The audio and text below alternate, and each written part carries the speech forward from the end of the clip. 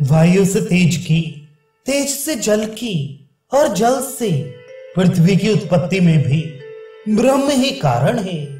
इसका प्रतिपादन वेदांत दर्शन दूसरा अध्याय तीसरा पाद 10वां सूत्र। तेज इस वायु से उत्पन्न हुआ, ऐसा ही अन्यत्र कहा है। तेज तत्व वायु से उत्पन्न हुआ, यही मानना चाहिए, क्योंकि यही बात श्रुति में भी दूसरी जगह कही गई है। भाव यह है कि उस ब्रह्म ने वायु से तेज की रचना की, अर्थात आकाश और वायु को पहले उत्पन्न करके उसके बाद वायु से तेज की उत्पत्ति की। ऐसा मानने पर दोनों श्रुतियों की एक वाक्यता हो जाएगी। इसी प्रकार 11वां सूत्र, जल तेज से उत्पन्न हुआ। उपर्युक्त प्रकार से दोनों श्रुतियों के कथन की एकता होने से उक्त तेज से जल उत्पन्न हुआ, यह समझना चाहिए। इस प्रकरण में यह कहा गया है कि उस जल ने अन्न को रचा, अतः यहाँ गेहूं, जौ आदि अन्न की उत्पत्ति जल से हुई या पृथ्वी से, इस जिज्ञासा पर कहते हैं।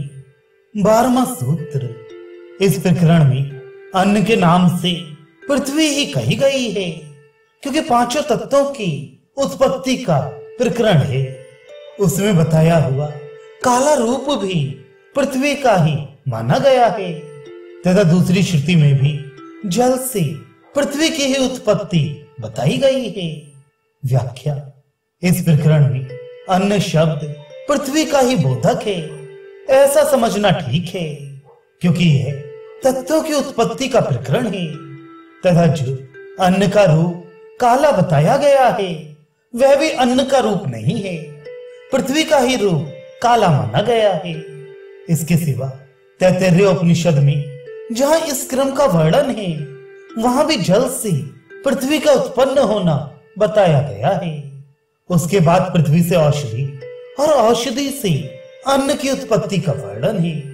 इसलिए यहां सीधे जल से ही अन्न की उत्पत्ति मानना ठीक नहीं है।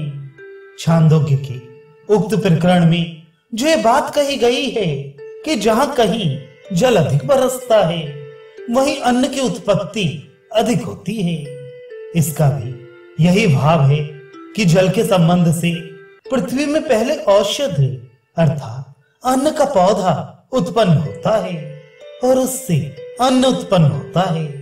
ऐसा मानने पर पूर्वापर में कोई विरोध नहीं रहेगा। इस प्रकरण में आकाश की उत्पत्ति साक्षात ब्रह्म से बताई गई है और अन्य चार तत्वों में एक से दूसरे की क्रमशः उत्पत्ति बताई है।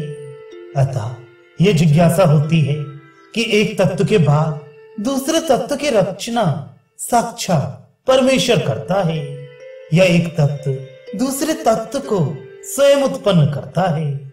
इस पर कहते हैं 13वां सूत्र, उन तत्वों के भली भांति चिंतन करने का कथन होने से ही तो यह सिद्ध होता है कि परमात्मा ही उन सब की रचना करता है, क्योंकि उक्त लक्षण उसी के अनुरूप हैं। व्याख्या, इस प्रकरण में बार बार कार्य के चिंतन की बात कही गई है। वह चिंतन रूप कर्म जड़ में संभव नहीं है, चेतन परमात्मा में ही संगत हो सकता है।